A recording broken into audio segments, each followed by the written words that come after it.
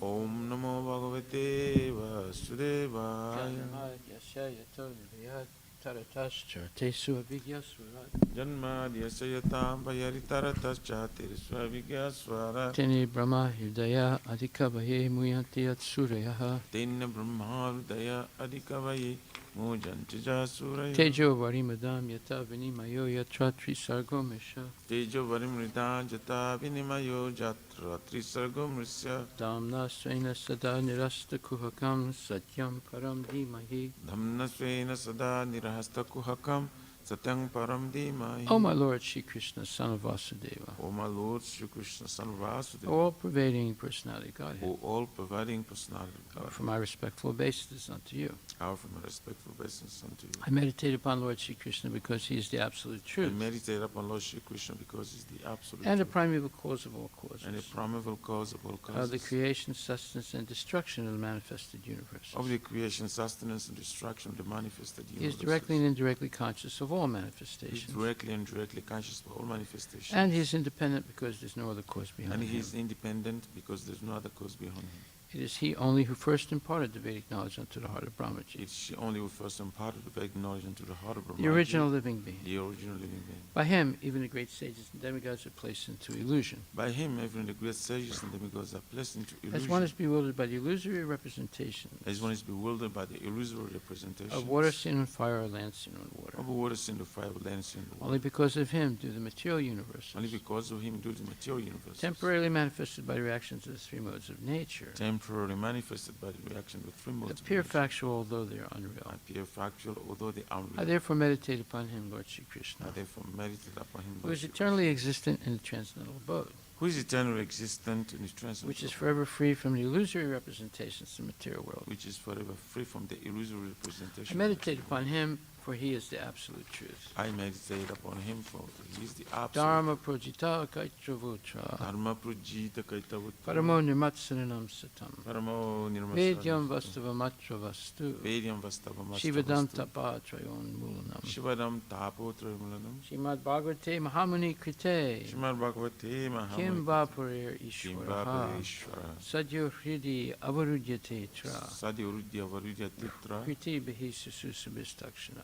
Kritivhi Shushushubhistakina. Completely rejecting all religious activities which are materially motivated. Completely rejecting all religious activities from This material motive. Bhagavata Purana propounds the highest truth, This Bhagavad Purana propounds the highest truth, which is understandable by those devotees who are fully pure in heart.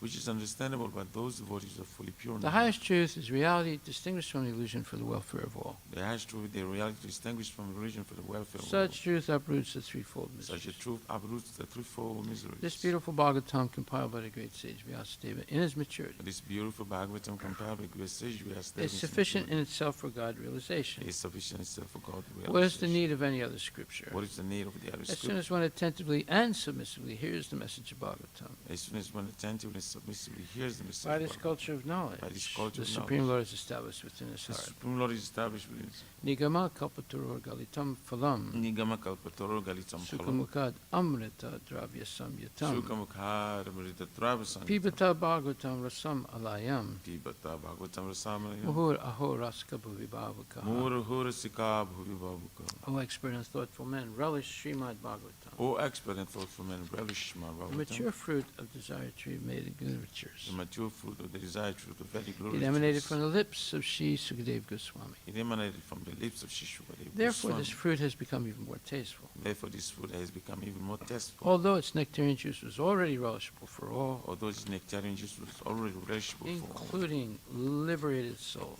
including liberated souls. Shinvatam Swakata Krishna, Shravata Swakata Krishna. Punya Shravana Kirtana, Punya Shravana Kirtana. Hiryantak Stohi Bhadrani, Hridyantastu Hyabhadrani. Vidunati Suhit Satam. Vidunati Surit Satam. To hear about Krishna from Vedic literatures, To hear about Krishna from the very or to hear from him directly through the Bhagavad Gita, or to hear from it directly through the Bhagavad is itself righteous activity. It is self-righteous. And for one who hears about Krishna, And for one who hears about Lord Krishna, who is dwelling in everyone's heart, Lord Krishna is dwelling within everyone. acts as a best wishing friend Acts as the best and wishing purifies the devotee who constantly engages in hearing of him. And purify his devotee who constantly engage in hearing. Nastapresu bhadresu Nasta Preshwa Bhadishu Nityam Bhagavata Sevaya Nityam Bhagavata Seva Bhagavati Uttamasloke Bhagavati Uttamasloke Bhakti Bhavati Naistaki. Bhakti Bhavati Nastiki. In this way, a devotee naturally develops his dormant transcendental knowledge.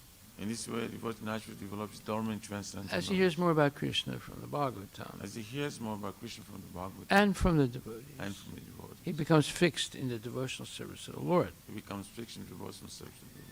Tadarajastumo bhava Tadarajastamo bhava kamalobhadayaschaye Kamalobhadayascha chita itairanavidam Chaitaitaranavidam stitvam sattve prasidati. Stitam Sattve Prasidati. By development of devotional service, By development of devotional service, one becomes freed from the modes of passion and ignorance, one becomes freed from the modes of passion of ignorance. and thus material lust and avarice are diminished. And thus material lust and avarice are Evam diminished. prasana manaso Evam prasanna manasa Bhagavad Bhakti Yogataha Bhagavad Bhakti Yogata Bhagavad Tattva Vijnanam Bhagavad Tattva Mukta Vijnana Sangasya Jayate. Mukta Sangasya Jaya. When these impurities are wiped away, When these impurities are the wiped, candidate remains steady in his position of pure goodness. the candidate remains steady in his pure, Becomes enlivened by devotional service becomes enlivened by devotional and service, understands the science of God perfectly. and understand the science of God perfectly. Vidyate Hridaya Grantis Vidyate Hridaya Grantis Chidyante Sarva Samsaya Chidyante Sarva Samshaya Shriyante Chasya Karmani Chidyante Chasya Drista Karmani Evat Manishware. Drustaivan Manishwari. Thus, Bhakti Yoga severs the hard knot of material affection Thus the Bhakti Yoga severs the hardness of material affection and enables one to come at once to the stage of a samsayam samagram, and enables one to come at once to the stage of Samsham Shamadram, understanding of the supreme absolute truth, personality of Godhead. understanding the supreme absolute truth, personality of God. Therefore, only by hearing from Krishna or from his devotee in Krishna consciousness Therefore, only by hearing from Krishna or from his devotees in Krishna consciousness can one understand the science of Krishna. can one understand the science of Krishna. Srimad Bhagavatam, Canto 2, Chapter 2, verse number 33. Nahi atunya shiva panta Naya tunya shiva panti. Nahi atunya shiva panta Naya tunya sinto panta. visita samsrita iha Vishata samstrutva iva. Vasudeve Bhagavati Vasudeve Bhagavati. Bhakti Yogo Yato Bhavet. Bhakti Yogo Yato Bhave. Translation by Srila Prabhupada. For those who are wandering in the material world, in the material universe, there is no more auspicious means of deliverance than what is aimed at in the direct devotional service of Lord Krishna. Purported by His Divine Grace, A.C. Bhaktivedanta Swami, Srila Prabhupada. As will be clarified in the next verse, devotional service or direct bhakti yoga is the only absolute and auspicious means of deliverance from the grip of material existence. There are many indirect methods for deliverance from the clutches of material existence, but none of them is as easy and auspicious as bhakti yoga. The means of jnana and yoga and other allied disciplines are not independent in delivering a performer. Such activities help one to reach the stage of bhakti yoga after many, many years. In the Bhagavad-Gita 12.5, it is said that those who are attached to the impersonal feature of the Absolute Truth are liable to many troubles in the pursuit of their desired goal.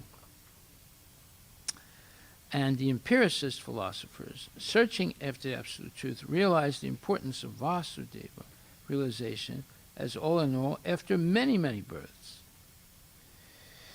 Bhagavad-Gita 7.19.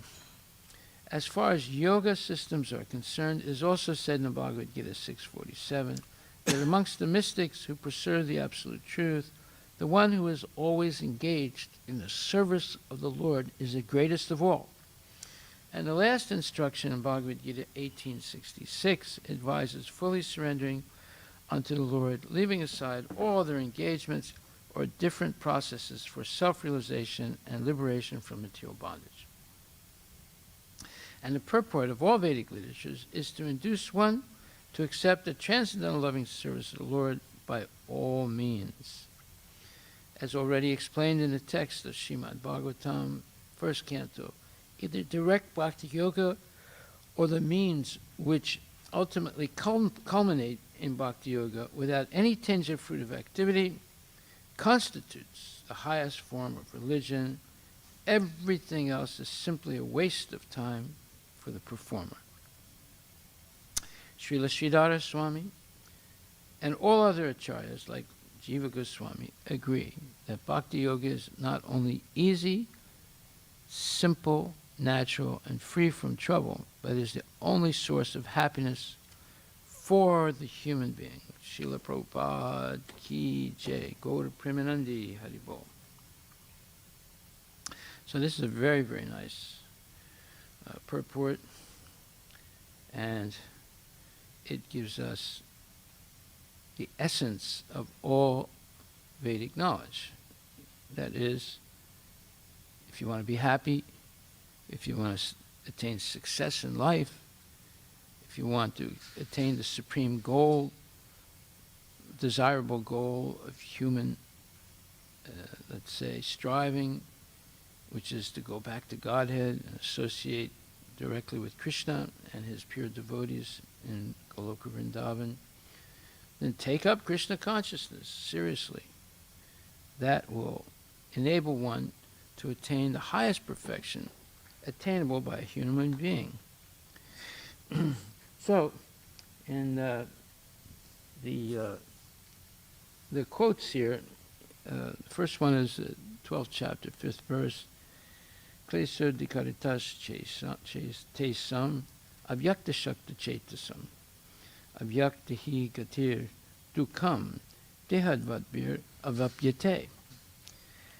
This verse says that those who engage in, the jnani yogis who engage in understanding what is Brahman, what is not Brahman, by process of neti, this thing, that thing, they have a lot of trouble in the path of devotional service. So he says, it is said that those who are attached to the impersonal feature of the Absolute are liable to many troubles in the pursuit of their desired goal.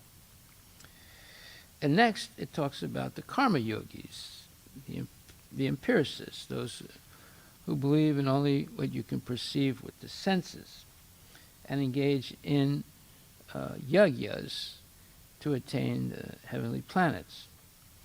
And in that verse, 7:19, Bahanam janmanam ante gyanavam mam prapadyante vasudeva savamiti samahatma sadurlabhaha.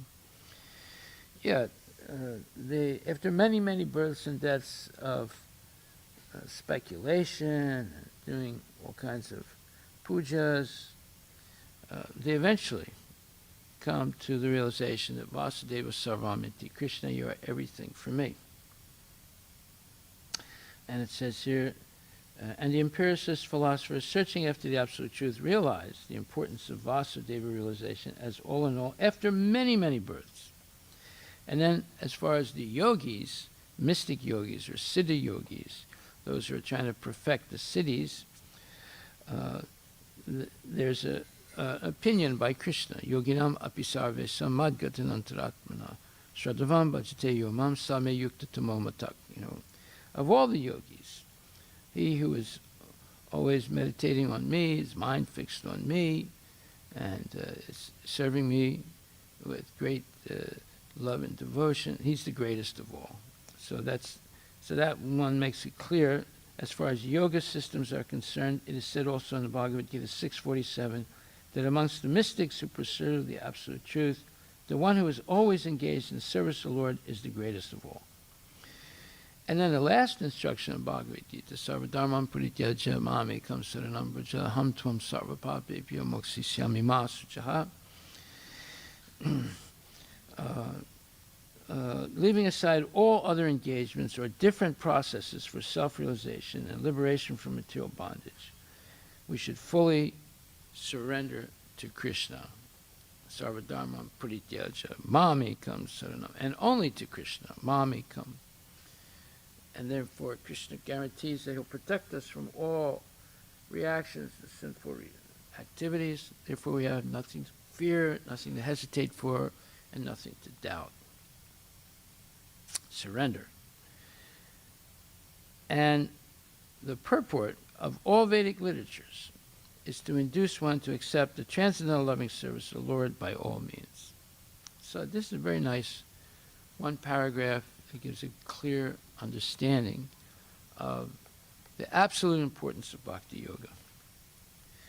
And then it says, as already explained in the text of Srimad Bhagvatam, first canto, either direct Bhakti Yoga or the means which ultimately culminate in Bhakti Yoga without any tinge of fruitive activity constitute the highest form of religion. Well, this is also stressed in the Bhagavad-Gita itself.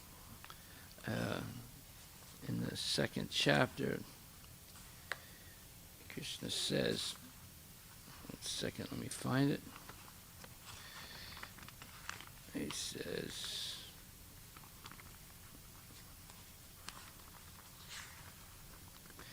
Karmani vadikaraste ma phale sukadachana ma karma phala hetu bihur mate sango swakarmani. You have a right to perform your prescribed duty, but you are not entitled to the fruits of action. Never consider yourself the cause of the results of your activities, and never be attached to not doing your duty. So this is a verse that has no wiggle room allowed. So it's very clear that, and let's see what it says. This verse defeats karma mimamsa, the false karma mimamsa philosophy, which says that if you work seriously, the results will come automatically. No, it's not true. You can work all you want, but the result is given by Krishna. It's not automatic whether Krishna is there or not. And then also, this is explained that the ultimate result depends on Krishna, Srimad Bhagavatam 7.7.49. So all these different steps toward bhakti are useless unless there's some bhakti involved in those steps. So it's possible to engage in karma yoga without any bhakti, even though it's karma, good karma. And it's possible to engage in jnana yoga without any bhakti, because they reject they want to merge into the Brahman effulgence, so they reject the personality of Godhead. And it's possible to engage in yoga siddhis without bhakti. And the one who attained the many perfections of the siddhis, Durvasa Muni, but yet he was not, he insulted and he tried to kill Harivilas Maharaj, as a pure devotee of the Lord. So we see there has to be bhakti involved, otherwise these other processes will not be successful. You see? But the modern Brahmins today are not really emphasizing that. They're just emphasizing the positive results you'll get by doing these different, let's say, processes, and not understanding what the ultimate goal of them are, or is. So Prabhupada explains in that purport, second chapter, 47th verse, Karmani Vadikaraste, which is one of the most quoted verses in India. Even taxi drivers know this verse. Rickshaw-wallas may or may not know this verse, depends whether they're Muslims or Hindus, but all the Hindus, they quote this all the time. You know, Karmani Vadika, you have to do your duty. My duty is driving this rickshaw. No, that's not what your duty is. Your duty is to become Krishna conscious. You can drive a rickshaw because you can honestly make money that way, but your real duty is to become Krishna conscious. So there are three considerations here: prescribed duties, capricious work, and inaction. Prescribed duties are activities enjoined in terms of one's acquired modes of material nature. Capricious work means actions without the sanction of authority, in other words, sinful activities. And inaction means not performing one's prescribed duties. So that was Arjuna's problem. He wanted to be inactive, and Krishna rejected it. Some people think, well, if I'm inactive, I don't commit any karma, or I'm free. No. If you avoid devotional service, you're never going to be free. And the Lord advised that Arjuna not be inactive, but that he perform his prescribed duty without being attached to the result. That's the key, without being attached to the result. One who is attached to the result of his work is also the cause of the action. Thus, he is the enjoyer or sufferer as a result of such actions. So the real point, the Sri Vaishnavas, at the end of every puja that they do, or ritual activity that they do, they also recite a mantra, Sarva Krishna Tadarpanam Astu. You should offer everything to Krishna. Even though they say Vishnu is the Supreme Personality of Godhead, but they still recite this mantra. Right? That means that ultimately their acharyas gave them the truth, even though they may not insist on that. So, if we have any attachment to the result, then we become the cause of the action, and thus we're going to be either the enjoyer or the sufferer of the result of such actions. As far as prescribed duties are concerned, they can be fitted into three subdivisions, namely routine work, emergency work, and desired activities. Routine work performed as an obligation in terms of the scriptural injunctions without desire for results is action in the mode of goodness. That doesn't mean that it didn't say that it's pure Krishna consciousness. It says action in the mode of goodness. Work with results becomes the cause of bondage, or those are sinful.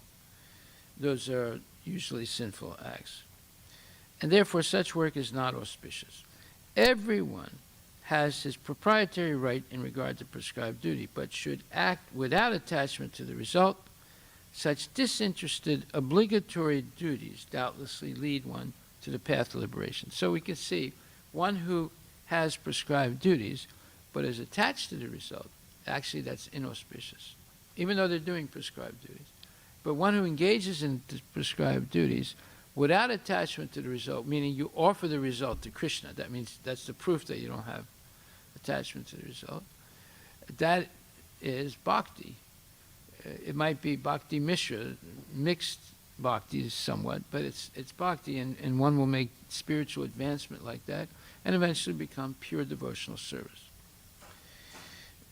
So that's why it says, doubtlessly leads one to the path, and without attachment to, he should act without attachment to the result. Such disinterested, obligatory duties doubtlessly lead one to the path of liberation. And then Arjuna was therefore advised by the Lord to fight as a matter of duty without attachment to the result. Such attachment never leads one to the path of salvation. So as long as we have attachment to the result, we'll never attain pure devotional service. Inaction is sinful. Therefore, fighting as a matter of duty was the only auspicious path of salvation for Arjuna. Well, when we go to Srimad Bhagvatam 1.2.8, it says, Dharma swanustitak pumsak vishvaksena natpadaya. Nirsaksena katatsuya. Natpadaya yadira tim shama eva hi kevalam. The occupational activities a man performs according to his own position are only so much useless labor if they do not provoke attraction for the message of the personality of Godhead. This is a very important verse. And later on, we're going to see that a very important statement made by Prabhupada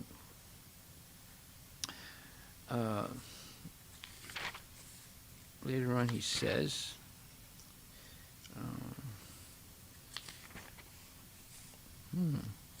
he says that knowledge, Attainment of spiritual knowledge is not sufficient to ensure liberation.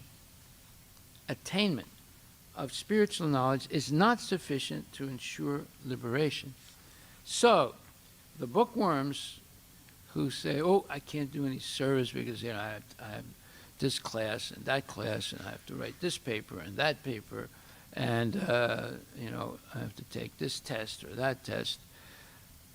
As long as they use that mantra, they will never be liberated. They'll never come to pure Krishna consciousness, because pure Krishna consciousness is not academic study. Pure Krishna consciousness is unadulterated, uninterrupted devotional service. That's what the gopis do. Do you see them trying to study for some test or trying to get some diploma? No.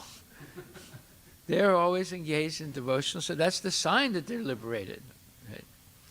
So, and then this verse says that if you perform your occupational duties, the Kshatriyas perform his occupational duty, the Brahmanas perform his occupational duty, and so forth. But do not engage in pure devotional service without attachment to the result, but offering the result to Krishna. So if you say without attachment to the result, that's not enough. You have to actually offer the result to Krishna, right? Then it says, to the gross materialist who cannot see anything beyond the gross material body, there's nothing beyond the senses. Therefore, his occupational activities are limited to concentrated and extended selfishness. So that's the taxi driver or the rickshaw driver or the big businessman who says, Karmani vadikaraste, you have to do your duty. But you have to be engaged in your occupational duty. My grandfather was a baniya. My father was a baniya. Therefore, I'm a baniya, and I'm doing my duty. I'm taking care of my family, and I'm paying the bills, and sending my kids to the IIT, blah, blah, blah. I'm doing my duty. No, you're not doing your duty. Yeah, you might be doing your occupational duty, but you're not making any advancement toward pure devotional service. So, therefore, it's a waste of time, right? Even though you know this one verse, but actually it's a misinterpretation of that verse. Karmani ivadikaraste. I'm doing my duty. So this is concentrated selfishness centers around the personal body. This is generally seen amongst the lower animals. Extended selfishness is manifested in human society and centers around the family, society, community, nation, and world with a view to gross bodily comfort.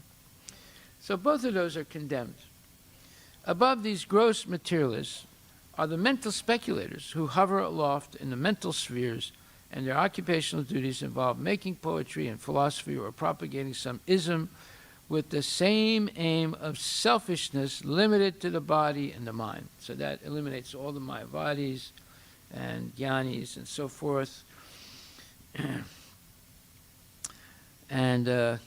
But above the body, and those who write these big philosophical books, what do they say? And they preach things like, you don't have the, I mean, they've studied so much that they came to the conclusion you don't have to bow down when you walk into the temple if the curtains are closed. So, how did they come to that conclusion? By the way, did you research that to see if there's any Shastra behind it? Huh? It's just one of those things. I heard someone say. That is completely impossible to validate. I heard someone say once. How do you know it's true then? Where's the Shastric evidence that that's true? Maybe there is. I'm willing to learn something new.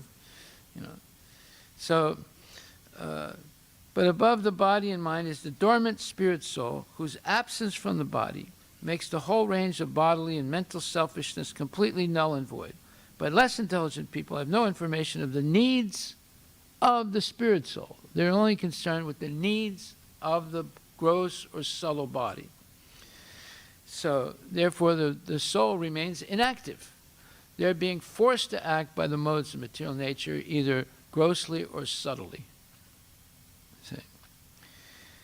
Because foolish people have no information of the soul and how it is beyond the purview of the body and mind, they are not satisfied in performance of their occupational duties. The question of the satisfaction of the self is raised here. And so a good example is Bezos. Bezos had a very faithful wife. She helped him build up his huge business, and then he dumps her and marries somebody else's wife. And she dumps her husband, and they get married. So such people are never satisfied. The size of their yacht is never big enough. The number of houses they have is not enough. The amount of money they make is never enough.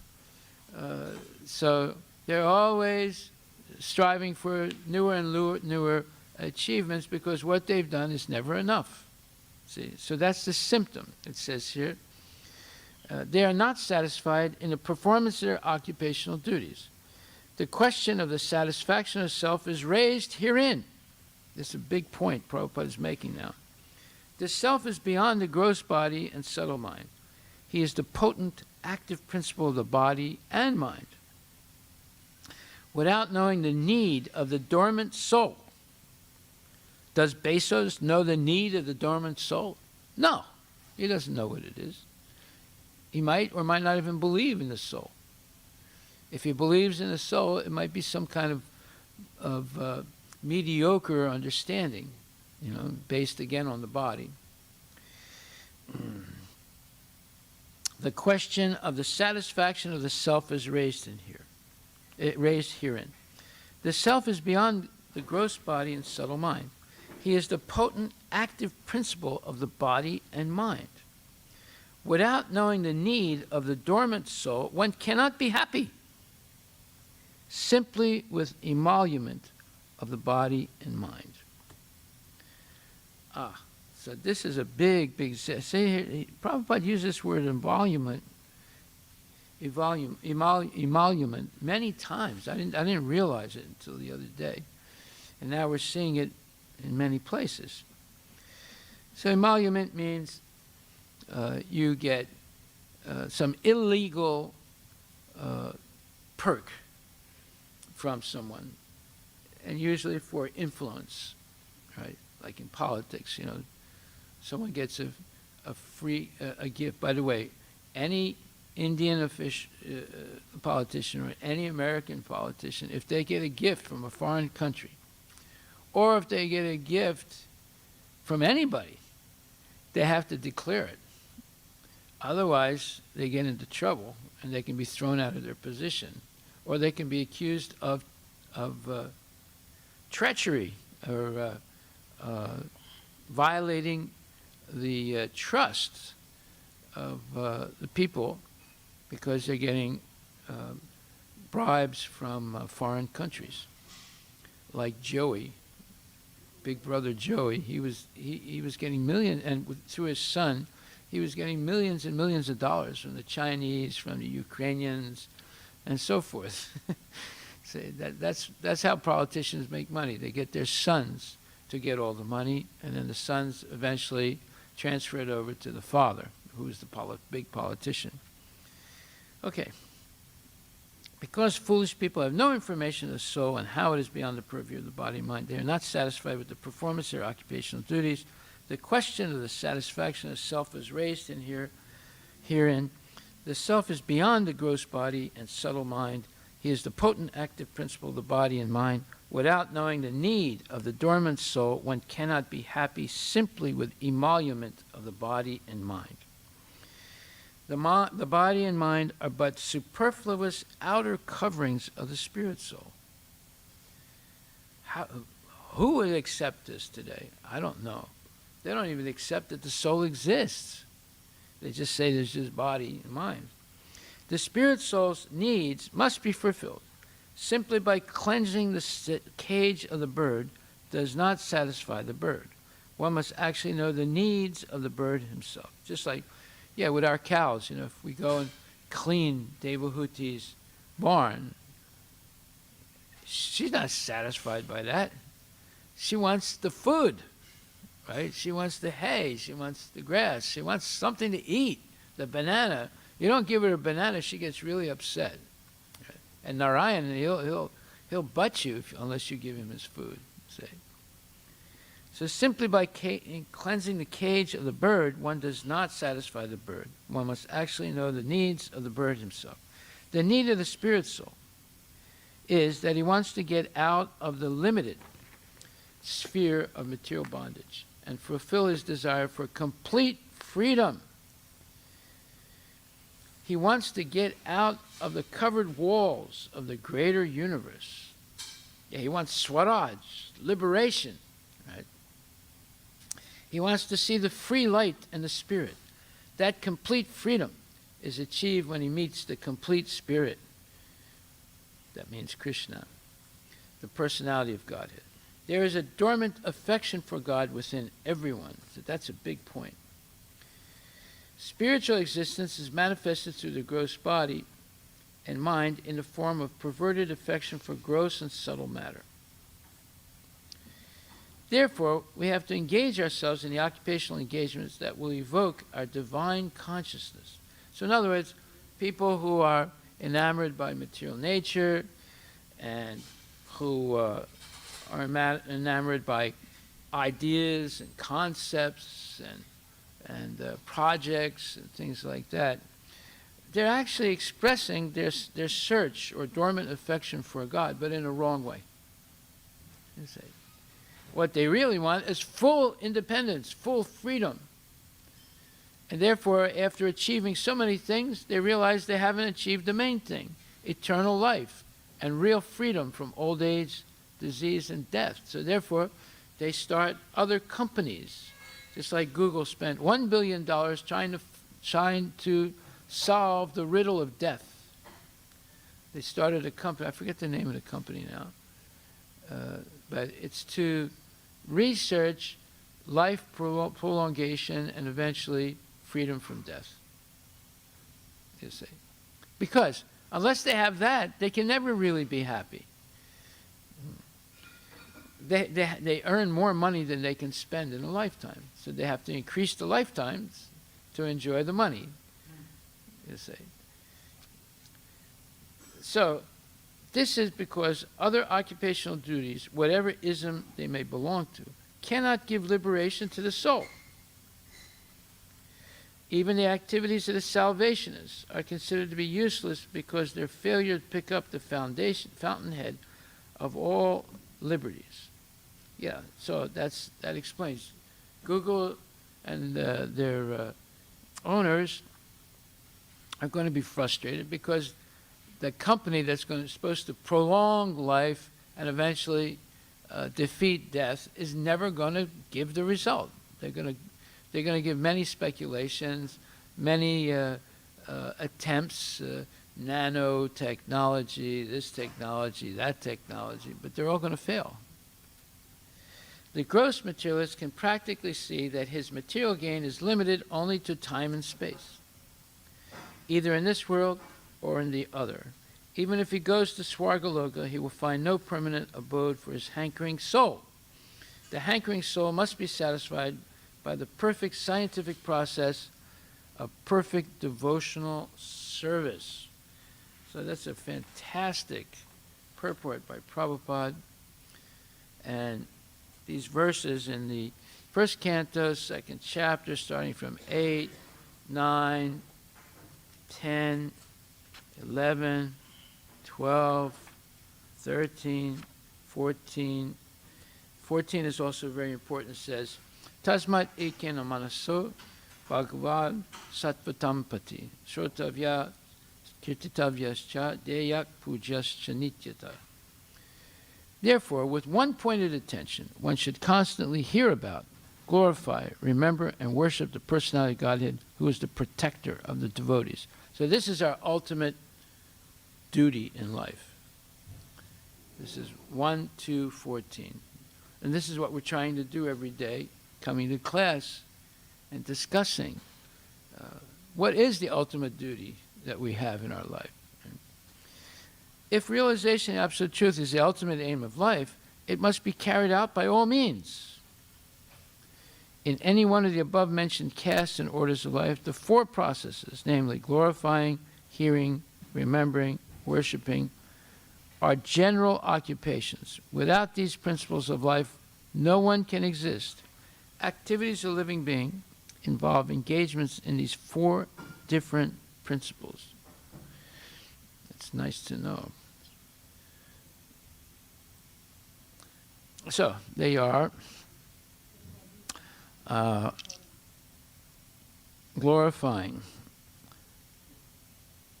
So this is what they're doing right now. They're glorifying Biden. Before they glorified Trump, before they glorified Reagan, right? Or in Russia they glorify Stalin, or in Germany they glorified Hitler, or in China they glorified Mao Zedong, and in Spain they glorified General Nullissimo, I forget his name, but the dictator. And then in Italy they glorified Mussolini.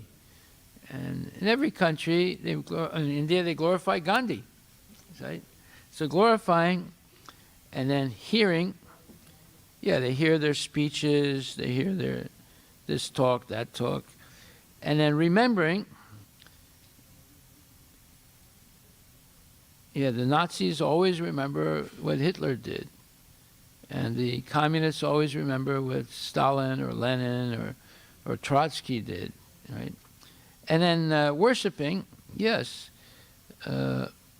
they also were, if Hitler had won the war, they'd be worshiping him right now.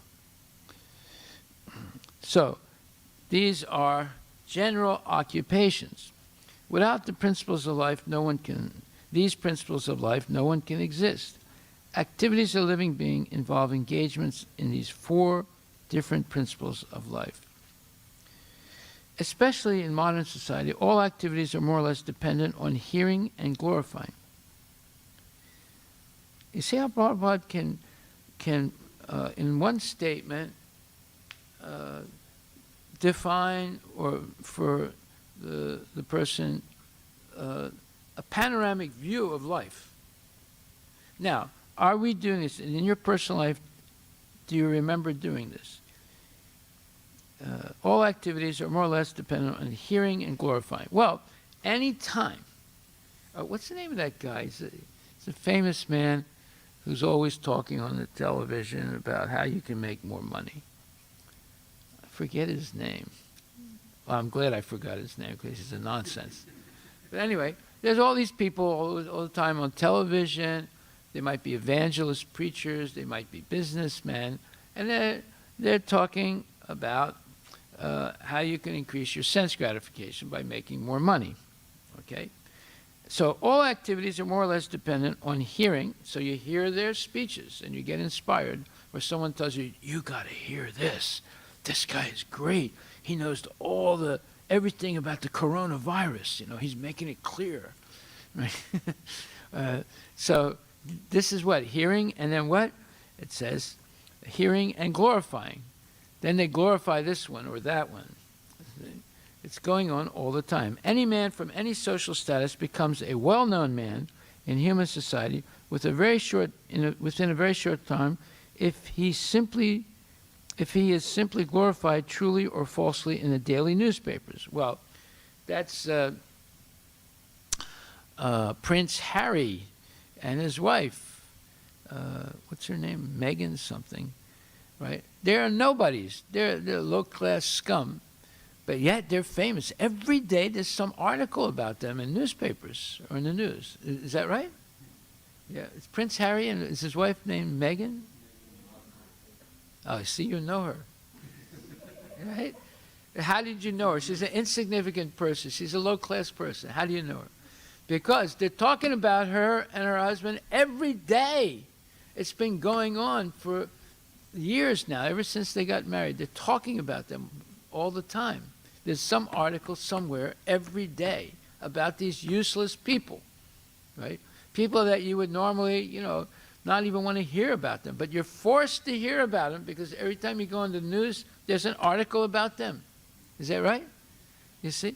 So they become famous, even though they're low-class people, even though they might be not telling the truth about them, just lying about them, you know. And the same with Biden, And the same with Kamala, and the same with this one, and the same with Trump, and the same with Melania. You know, they become famous because the newspapers are talking about them every day, but actually they're low-class people. But such propaganda by false glorification of an unqualified person cannot bring about any good, either for the particular man or for the society. There may be some temporary reactions to such propaganda, but there's no permanent effects. Therefore, such activities are a waste of time. You know how many books were written about Trump? So many books, and a lot of them sold, you know, or books about useless, completely useless people, you know, and they sell those books because they're in the newspaper for a certain period of time. Now when he's no longer president, no one's writing any books about him, you know. The actual object of glorification is the Supreme Personality Godhead, who has created everything, manifested before us. We have broadly discussed this fact from the beginning of the Janmadasya Sloka of this Bhagavatam. The tendency to glorify others or hear others must be turned to the real object of glorification, the Supreme Being. That will bring happiness. Okay, so you have to ask yourself, do I want to be happy?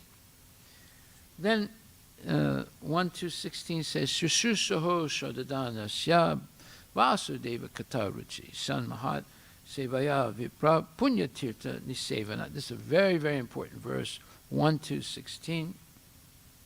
And it says, O twice-born sages, by serving those devotees who are completely freed from all vice, great service is done. By such service, one gains affinity for hearing the messages of Vasudeva, Krishna. So there are three main points here. One is Shraddha, two is Sadhu Sangha, and three is Bhajana Kriya. So, Shraddha means you have some faith, and due to that there's regularity in what? Shushusaho, hearing. Shushusaho Shraddhadanasya. You're hearing, a person who hears or engages in hearing with care and attention and faith. What happens? What are you hearing? You're not hearing the news, you're not hearing about Meghan and Harry, you're hearing about Vasudeva, Krishna Katha, and Ruchi with great enthusiasm and taste. This is what gives you the taste that's pleasurable, right? Just like some people say, oh, I have to have mountain-grown coffee from 2,000 feet in height in South America and only in Colombia. So that they got it. That's the taste.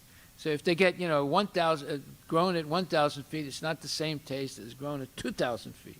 So they'll go to Starbucks, and give a long list of description of the particular type of coffee that they want.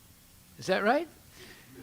I don't know how they learn all these things. They spend a lot of time learning all this. How many coffees did they taste until they came to the conclusion that only that coffee is the one that they want?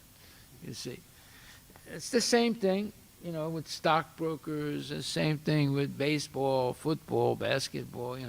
They have one hero, or anything, and anything. There's this particularity about what they want to hear and what they're enthusiastic of hearing. Like there was one worker in my factory.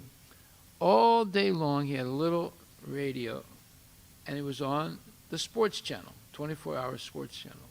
And he'd be hearing about sports all day long while he was working, and probably in his car, probably when he went to sleep at night, that's what he was listening to, And other people are listening 24 hours a day to stock quotes. And other people are listening 24 hours a day to political nonsense. And other people are listening 24 hours a day to the weather. They have a 24-hour weather station. That's because there are people interested in the weather 24 hours a day. And other people are listening to complete nonsense, late night talk shows, blah, blah, blah. It's all nonsense stuff. Okay, so Shususoho Shradhadanasya, one must hear with care and attention and faith about Vasudeva Kata Ruchi, about Krishna and Krishna Kata. Syan Mahat Sevaya, and one should associate with Mahat Seva, associate with and offer service to Mahat, to pure devotees. All right, so now we have Shraddha and now Sadhu Sangha. And then Bhaja and Kriya, Punya Tirtha Nisevanat, to become cleansed of all vices by service. So this verse is all-inclusive. And the purport, Prabhupada says, this is 1.2.16. The conditioned life of a living being is caused by his revolting against the Lord.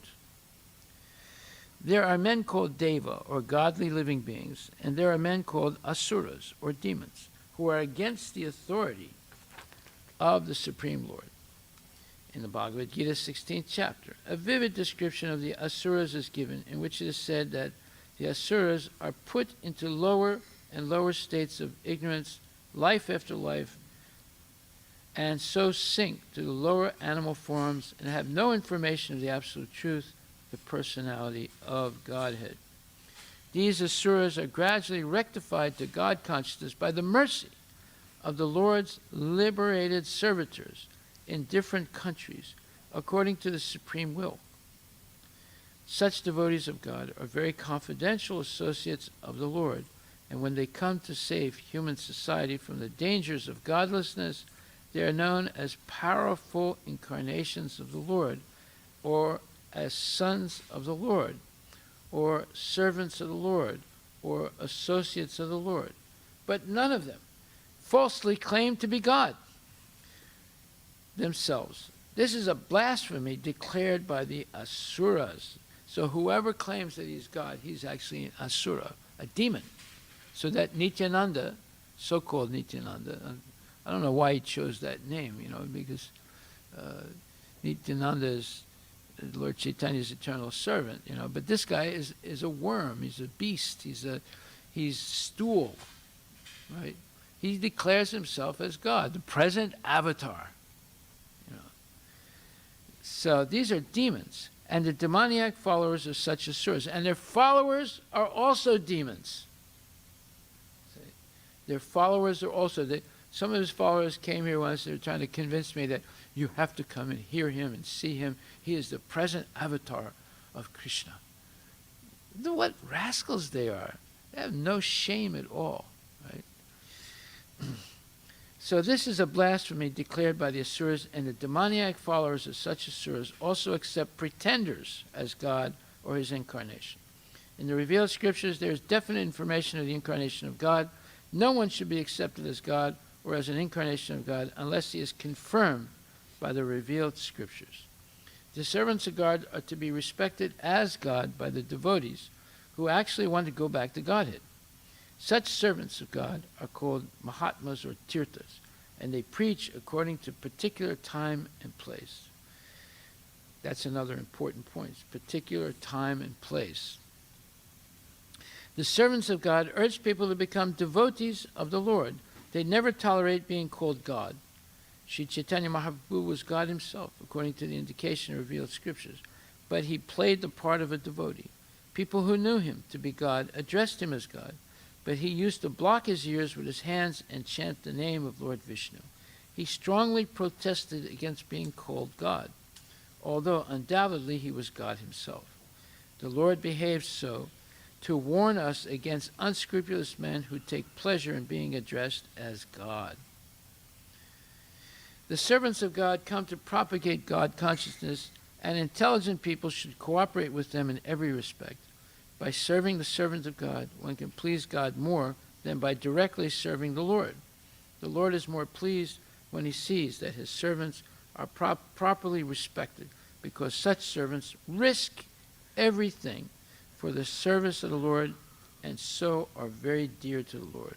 The Lord declares in the Bhagavad-Gita 1869 that no one is dearer to him than one who risks everything to preach his glory. By serving the servants of the Lord, one gradually gets the quality of such servants, and thus one becomes qualified to hear the glories of God. The eagerness to hear about God is the first qualification of a devotee eligible for entering the kingdom of God. Srila Prabhupada ki jai, Nitai Gaur Premanandi Haribol. Are there any questions? You see, we're doubling back to the first canto. Although we read this already, but it's as if we never heard it before. And it's so profound this time when we hear it. Yeah. Yes. What? Calico. C-A-L-I-C-O? Yeah.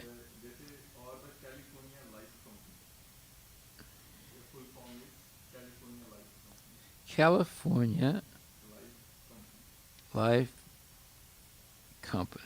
Okay. So they're going to give you life, right? You see how rascals they are? You know, has it done anything? Their tagline is, "We are tackling aging." Yes. One of the life's greatest mysteries. Yes.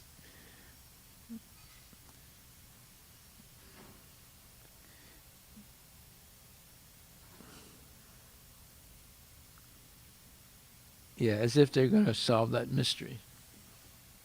You see, they're not satisfied. They have to. You know, they invested $1 billion in that company. 1.5. That's a lot of money, isn't it?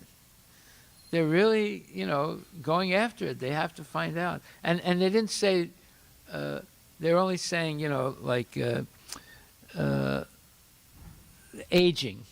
They want to stop the aging, but actually they want to stop death.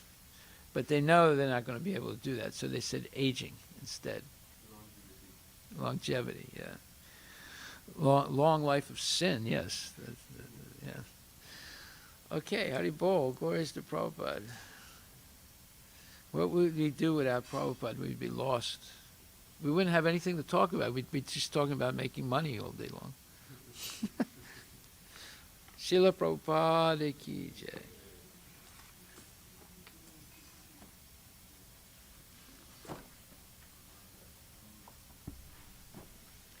Anyone who says, "Oh yeah, I read the first canto, yeah, I read Bhagavad-Gita," they haven't read anything. You know, just because you read it doesn't mean you understand it. We keep going back, and it's like amazing what Prabhupada has said, you know, because the more you get purified, the more you begin to see what he actually said, right? And then you say, my God, did he actually say, how could I miss that? You know, Haribol.